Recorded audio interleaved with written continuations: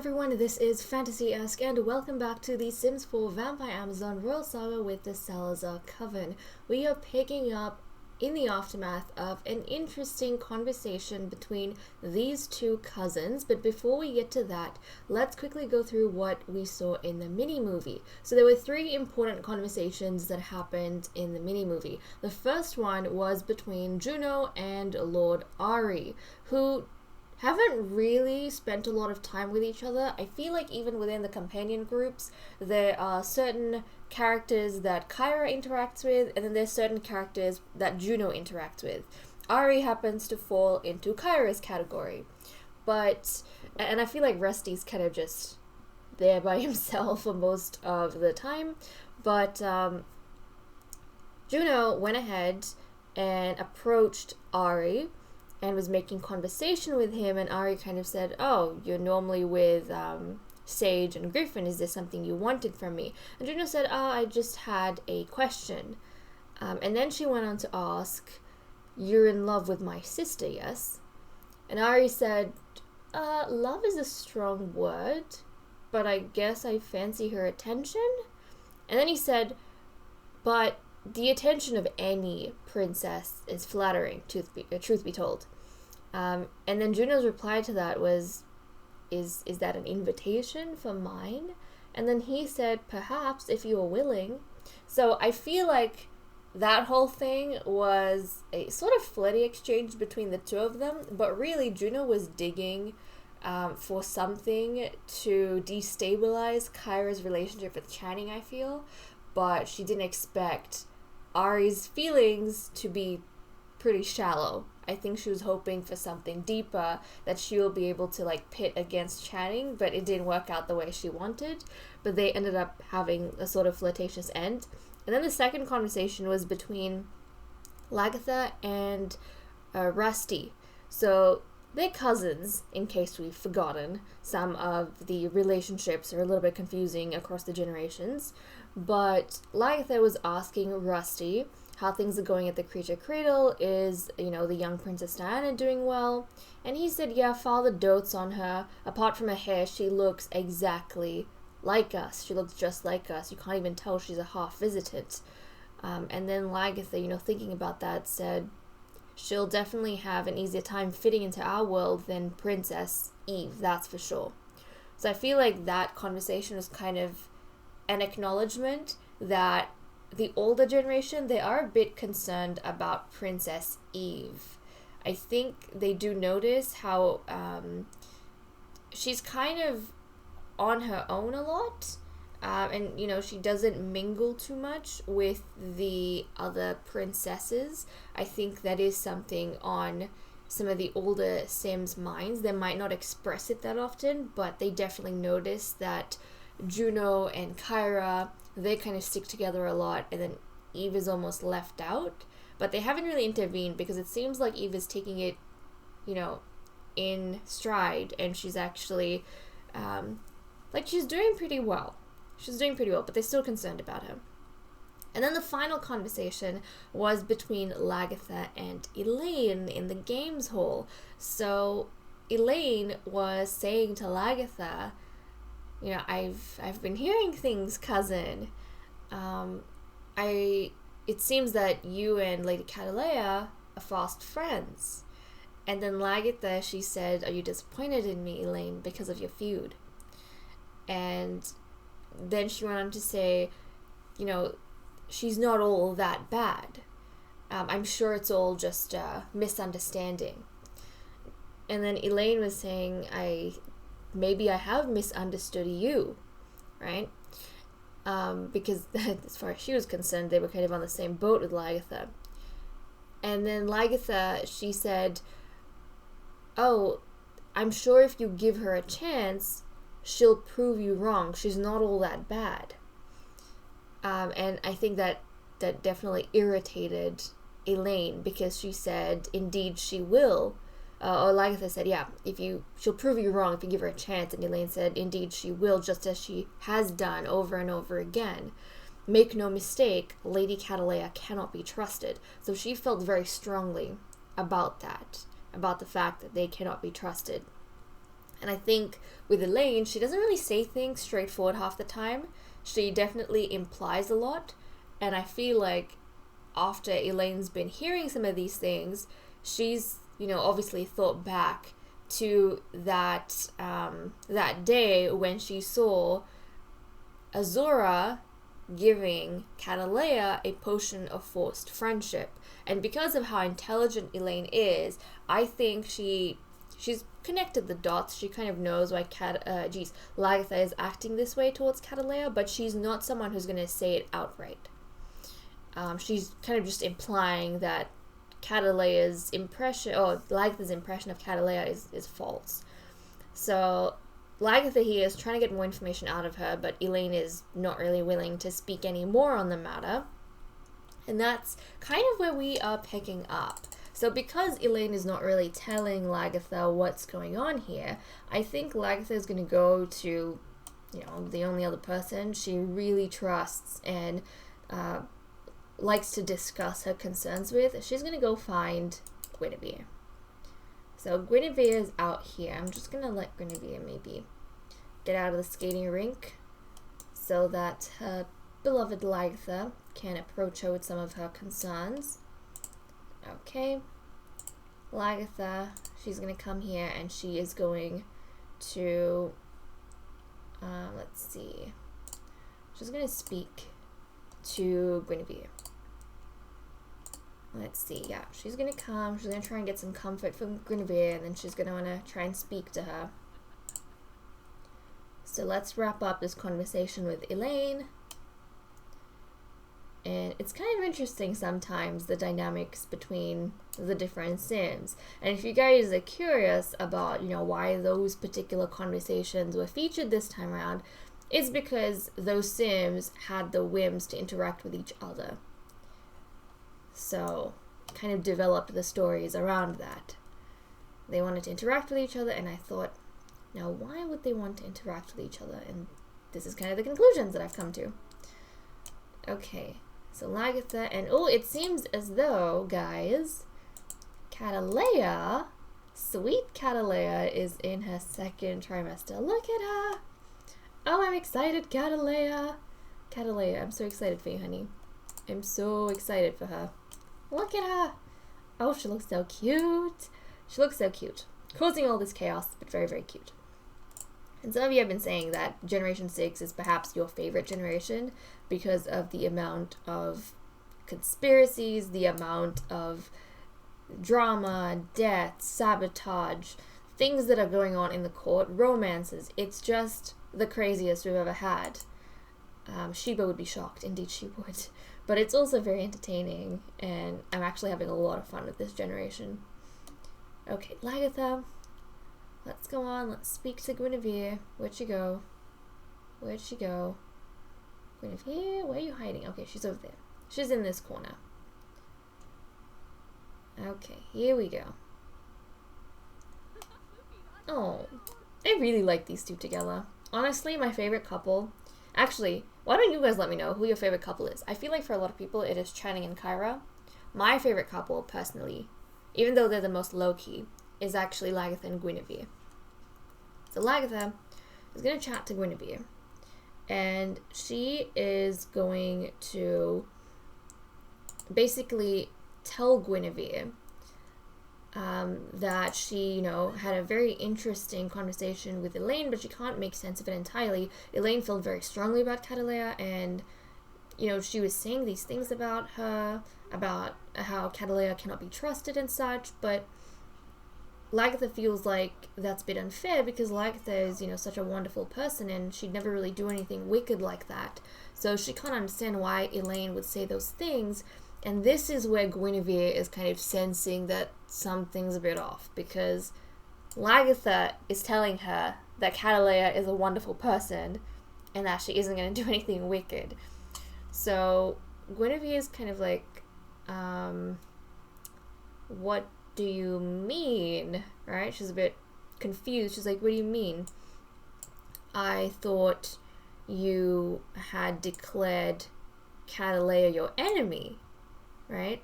And then Lagatha is telling her, well, yes, I did, but I was just being unreasonable. Right? They're going to discuss that fight that happened, that Elaine wasn't privy to, but Guinevere was present for. So she's going to say, yes, I did declare her my enemy, but that was just me being unreasonable. I've thought about it since then, like really from her perspective, and she didn't really do anything wrong. I shouldn't be cornering her and picking on her like that. I should be welcoming her to the court, and I should try and understand where she's coming from. So this is when Guinevere's starting to feel a bit strange about things, because she's thinking back to, Meredith and Meredith's death, and the whole reason why Lagatha's acting this way is because of her love and adoration for her younger sister, and it was kind of an expression of that pain. So how can she dismiss the pain of losing her sister that quickly for someone, right? Even if Lagatha is right, that Catalea didn't do anything wrong. She didn't directly kill Meredith, but still, how is she now shelving suddenly the sadness she has of her sister's passing and saying, oh, Catalea's wonderful?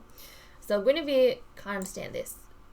So she's going to go a bit deeper into this conversation, and she's having to think about it, and then she's going to come right back. She's going to be like, when did you realize you were being unreasonable? And Lagatha is going to say, around the time Princess Diana was born. And then Guinevere is going to think to around the time Princess Diana was born, and she's going to remember that incident, less than an incident. She's going to remember how she walked into Azura and Catalea in the alchemy lab around that time, and how it was very strange for them to be there together, because typically the physician doesn't really bring anyone into the alchemy lab with them. They're the ones who deal with the potions, and if anything, they deliver the potions outside, kind of in public. So she doesn't know why they were there, but Guinevere is very quickly going to work out that something strange has been happening, because Lagatha, what she's saying doesn't seem normal. It's not a normal transition that you have, being enemies with someone one day and then suddenly being friends with them, especially when she's looking at the timeline, okay, this is when Lagatha declared Catalea her enemy, and this is when she realized she was being unreasonable. There's a very short gap between those two incidents, so something is not right here. And with Elaine, because she's, a genius and intelligent, she can work things out quickly. With Guinevere, she's got experience, so she can connect certain things due to experience. In the past, they have had incidents where the physician has kind of abused their power and their authority, and they have used banned potions. So she's over here realizing that it must have happened again. Someone's used banned potions again, and it's Azura and Catalea. The two of them have worked together. Obviously, Azura has given the potion to Catalea, and Catalea has used it on Lagatha, which is why she's acting the way she is. So Guinevere now is not going to push the topic, because she's kind of realized what's happened. I don't know what she's going to do, what direction she's going to go in with that information, because really, the only one who can act now, Elaine, I feel like, isn't really going to do much. Just kind of let it slip a little bit. The things she said, the stuff she was implying led to this conversation, but I feel like if anything happens, it's going to be in Guinevere's hand. So now Guinevere has to consider her possibilities, what she might do with this information, because yes, she's kind of, the sim in charge of security and such, and it is against the law with the way Eden has set things for banned potions to be used. So if she did bring this out, both Catalea and Azura would be in trouble. Azura for using banned potions as a physician, and Catalea for the same thing, but then she's trying to think about, court politics, just something that Guinevere does a lot. And right now is a very strange time for them.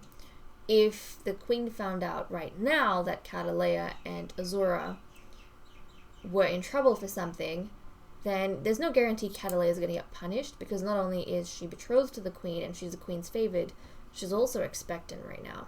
And, she's going to have her baby soon. So in the vampiric kind of culture, expectant mothers in particular are very revered, so, and they're very well looked after. So nobody's going to really give Catalea a hard time, especially, because Catalea, she resembles Sheba quite a lot, their founding vampiress, their founding queen. So Guinevere doesn't feel as though Catalea is going to get any sort of punishment for using her potions on Laetha. And then there's Azura. Azura may get punished, that's more likely, but then, like, the turnover for their physicians would be way too high.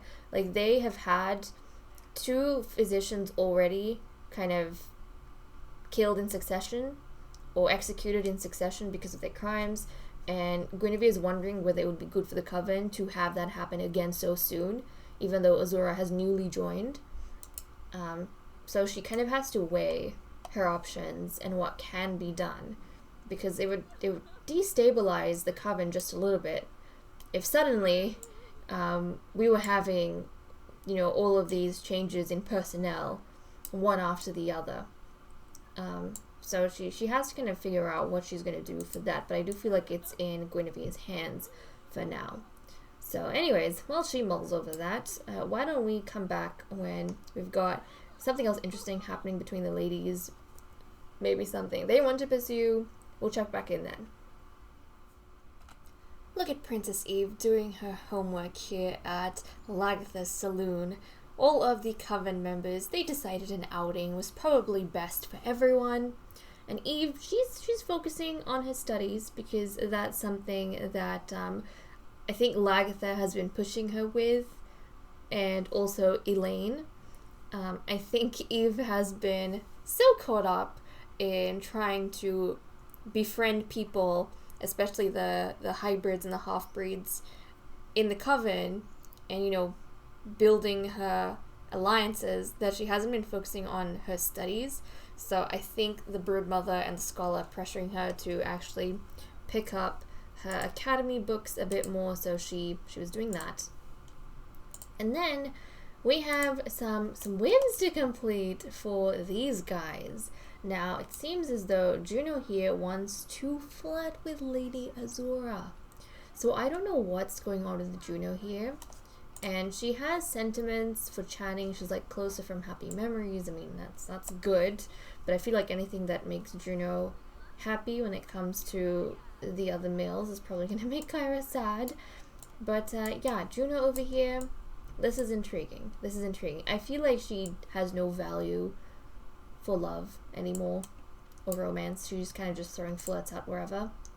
So she's going to go ahead. She's going to approach the physician. So let's go ahead and do that. And then, we saw at the beginning how she was having that flirty conversation with Lord Ari. So Juno's a little bit all over the place. She's inconsistent with the people she gives attention to. I don't think she's willing to commit to anyone, but she's kind of she's putting the feelers out there. And that's probably just her making use of the fact that she is in a desirable position. So, okay, she's gonna get a bit chummy with the physician. Are you? Yes, she is. Okay, this is her getting chummy with the physician in public. And look at Azura. Azura is being very flattered by the attention of a princess, of course. And look, now she's like throwing a flirt to Lord Ari of her own volition. Oh my goodness, where is he even? Is this Ari? Right over here? Apparently. Juno, honey, you gotta be very careful. I kind of feel bad for her, guys. I kind of feel bad for Juno. She's not stable. Kyra, we know where Kyra sits with Channing, and that's that. Juno, however, I'm a little bit concerned about Juno. And, oh, give a massage. Is that something you can do just on its own, I wonder? I don't know. I haven't seen it in a while, actually. I don't think it falls under one of these. Okay, we shall leave it be. That's fine. Yeah, okay. That's okay. We'll leave that be. I don't know if you want to dive into that, Juno. I don't know if you... Wait, hold on a second. With the Queen and, for example, Catherine, do they have that option? Because if they do... Oh my goodness, dive for thrills? But yeah, oh, they do. Okay. Well, guys, oh, no, it's not there anymore. The whim, it left. It was there for a second, and then it left. But yeah, we have to be careful with Juno. I don't know what's going through her mind right now. Okay, Catherine over here. She wants some time with Eden. Where is the Queen? Where is the Queen? She's talking with Lagatha. Oh, this is nice. What's this? Oh, she feels deeply connected. This is good. This is good. Their relationship seems to be kind of stable right now. I don't know. Oh, actually, both of you, let's come and sit down here. Let's sit. Get the Queen to sit. They seem to be going good, but then again, Catalea is here. So I feel like maybe they've been keeping their displays of affection private, like all three of them, so nothing's really been ticking anyone off. But in this kind of social setting, things could quickly make a turn for the worse. But that's fine. For now, Catherine is kind of focused on her and the Queen, and I think that is absolutely okay. Now, where is... There we go. I like these two. I like these two more than I like the Queen and Catalea, because that shouldn't even be a thing. That should not even be a thing. And just Catherine. I just love Catherine. I feel like she's so beautiful. Okay, here we go. Oh, that makes me happy. For Catherine. I'm not happy for Eden, no matter what happens. I'm just happy for Catherine. Catherine's happy. I'm happy. Eden's feelings, I don't really care. I don't feel like she's worthy of my care at this point. I really don't. She hasn't been acting that way, you know? She hasn't been acting that way.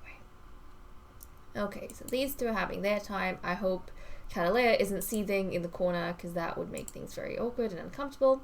Okay, Lagatha, she's been wanting to become friends with Griffin, so I feel like that's kind of nice. I mean, she and Guinevere are involved, so maybe she wants to get a little bit closer to Guinevere's son, which I feel like is fine.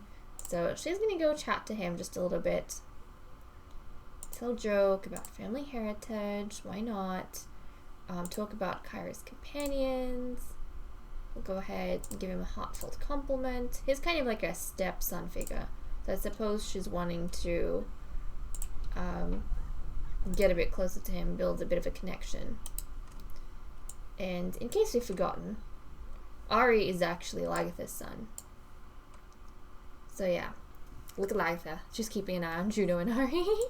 She's like, what is going on here? Okay, let's discuss some logic puzzles. Talk about the companions. I mean, we're doing that already. I don't think you want to go outside. You'll probably burn to death. That won't be the best. Talk about cloudy weather. Let's see, discuss plasma flavors. Where'd you go? Come over here and talk to Griffin. Talk to Griffin. Okay, and then show off muscles. Why not? Maybe Griffin would appreciate that, but then again, he's kind of never been inclined to his mother's kind of things. Maybe he'll connect with Lagatha, though. Make a vampire pun. She's trying to be funny with him. He's a little bit uncomfortable. I wonder why. Let's complain about the cold. Let's do a joke with him. Brighten his day. Discuss interests. Enthuse about candy. Why not? Offer mental relaxation tips, because it seems like he kind of needs it right now. Griffin, are you okay? Wait, what? Azora, who are you pining over? Azora is pining over someone. Doomed relationship from jealousy. With who? with Catherine. Okay, Damien, that was separate. That was breeding. But, like, Catherine? Oh, that's right. Then Azura, like, Juno... I feel like Juno's sabotaging everyone's relationship somehow, even when she's trying to help, because deep down she doesn't want them to be happy. Because remember, Juno is the one who brought Azura in so that she could have, like, this chat with Catherine in the throne room, because when she was a teen, because she felt there were certain things Catherine couldn't tell her. So she kind of set them up, and I think maybe from that conversation, Azura started having some unrealistic feelings for Catherine. And so now she's seeing Catherine and the Queen kind of fixing their relationship a bit, and she's disappointed because she was kind of getting a bit hopeful there. Oh my goodness. Oh my... Juno, you are causing absolute chaos, young woman. Absolute chaos. Okay, well, I can see Catalea's panels, like, in the red. I think she's just seething from jealousy at this point, but we're focused on other things right now. We're trying to help Griffin and Lagatha out. Okay, let's see. Impersonate a family member. Let's tell him a funny story. Maybe complain about the cloudy weather. Let's see. Discuss some logic puzzles. This is I don't know if Kara's made, not Kara, I don't know if Lagatha's made the effort to connect with Guinevere's sons before to this degree, but she's doing it now. I feel like that's nice. Recall mortal life. Maybe think about what if they had a mortal life. And propose crazy scheme. Okay, how is this going? Very slowly. Griffin is very hard to get close to. He seems like he's very hard to get close to. He's obviously sad about something. I'm not sure what exactly. She's trying, though. She's trying. How is she with Sage? Where is Sage? Where is Sage? Also, guys, Princess Diana aged up into a toddler, and she actually looks really cute. So this... Oh, jeez, I can't even... I just want to look at her profile. Where is she? Where is she? Princess Diana. Look at her, guys. She is adorable. You truly can't really tell she's a visitant apart from her hair. But you know what? Let's invite her. Let's invite her to come visit us. Because we want to take a look at her. We want to take a look at the adorable little princess. I think she's going to spawn somewhere here. Yeah, she's really, really cute. Obviously, I don't know how pretty she's going to be until maybe she's a child. I feel like that's when you start to be able to tell just a little bit. But as a toddler, she's like so cute. Okay, I'm just going to... Let's jump down and take a look at this cutie pie. Okay, Princess Diana. Our half-visitant princess. This is her, guys. This is her. Look at her. She's adorable. She's so cute. She's got that typical Salazar fair skin. She's got the yellow eyes. But she has the platinum blonde hair. Have we had a blonde princess? I think we have. We probably have in the past. But just look at her. Look at how sweet her face is. She's so cute. When they're toddlers, there's no telling what kind of eyes they have. Now, I don't think her father had the big bug eyes. I'm not too sure. But I think his eyes were bigger than the Queen's. I'm hoping she gets the father's eyes and not the Queen's eyes. I don't know what it is about Eden and Guinevere's eyes. I think the smallest eyes we've ever had. Like, I just don't like it. I just don't like it. I hope she gets her father's eyes. But, she looks cute. She looks very cute. I was so confident that I wouldn't like another princess other than Eve. Like, I was like, I'm even if Diana's a princess, like, even if the fourth one's a princess, I probably will still like Eve more. I don't know. We'll have to see when they become older, because I feel like every time I see a new child who's aged up, I don't know why, I start liking them more. So maybe it's because they're different, but we'll see. And then again, I probably won't know for sure until we have like all 6 of our girls, and then we'll know how many total princesses we have and how many nobles we have, and then I'll have a favorite from everyone, and then I'll probably have a favorite princess as well. For now though, until they reach the status of immortal, like until they become young adult immortals, I don't think I can say for sure who I'm gonna stick it out with till the end. There's no saying. Queen, control yourself. She's trying to flirt with Lagatha. You shouldn't be doing that. You really shouldn't. Are you making any progress with Griffin? I feel like Griffin is just so hard to get along with. Why is he so hard to get along with? Okay, they're having a pleasant conversation. Let's share some people-person tips. Let's compliment his outfit. Like, why is he so difficult? I don't know. They're having a pleasant conversation, but I feel like it's so much easier to befriend other people. Like, Lagatha's having a really hard time. Okay, well, I'm gonna get the queen to snuggle her daughter. So, let's leave them be. Let's snuggle. Because giving affection to your princess is important. To your child is important. In terms of family, how's everyone standing? Okay, so Diana and Eve kind of similar standing. But it seems as though the queen has recently gotten closer to Juno. She still loves Kyra the most, though. Kyra's her favorite daughter. Understandably, Kyra's the heiress. But, oh, look at this. This is so sweet. This is so nice. Okay, giving her affection. You're bringing her up so that she can join everyone else. Oh, that's cute. That is cute. Okay, we're bringing her in. And I feel like also everyone's getting to see Diana as a... Oh, that's so sweet. Everyone's getting to see Diana as a toddler for the first time.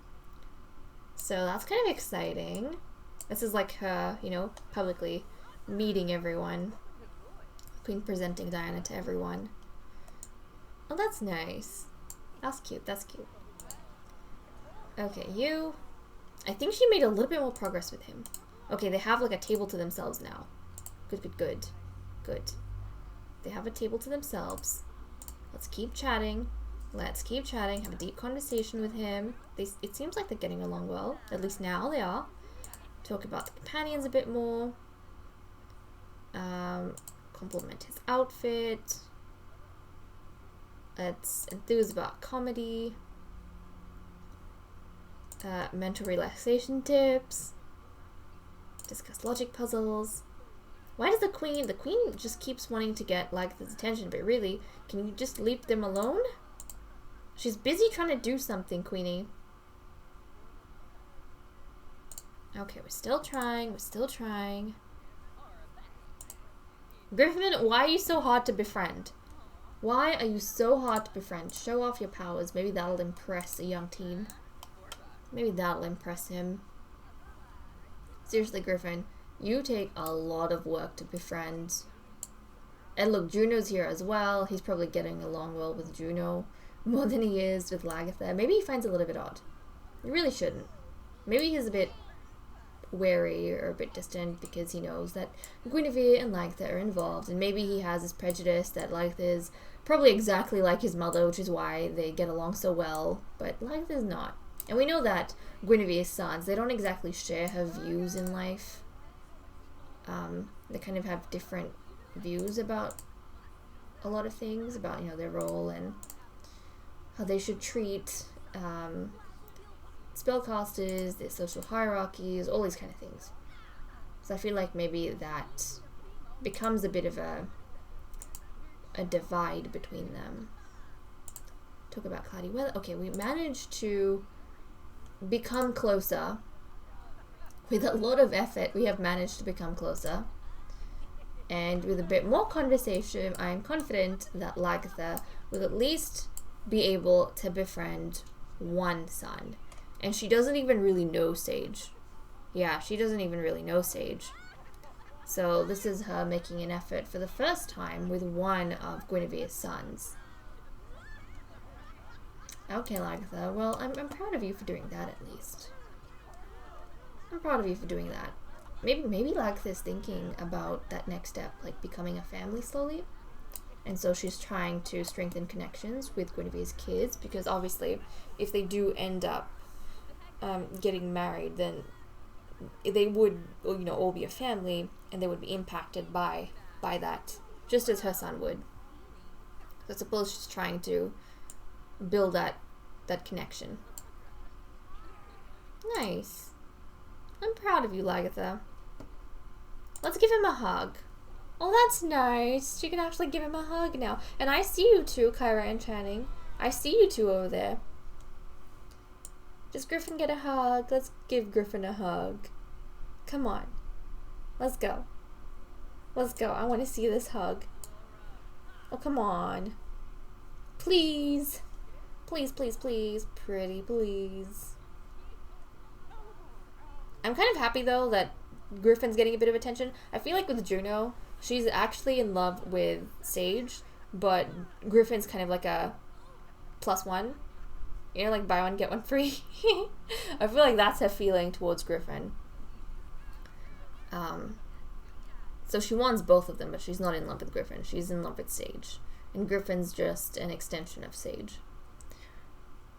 Okay, do we give him a hug now?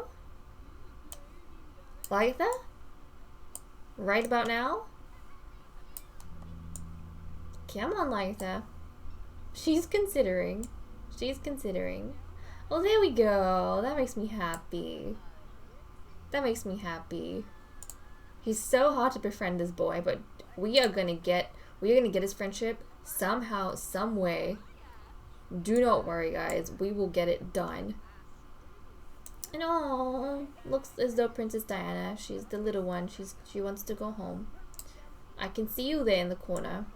Princess Diana, she wants to go home. But I love that she ran to her brother Rusty. I love that. Oh, and I'm sure Rusty arranged for her to be taken home. Okay, guys, well, with that said and done, I'm going to leave off here. Thank you so much for watching. I hope you all enjoyed, and I will see you all next time. Bye-bye.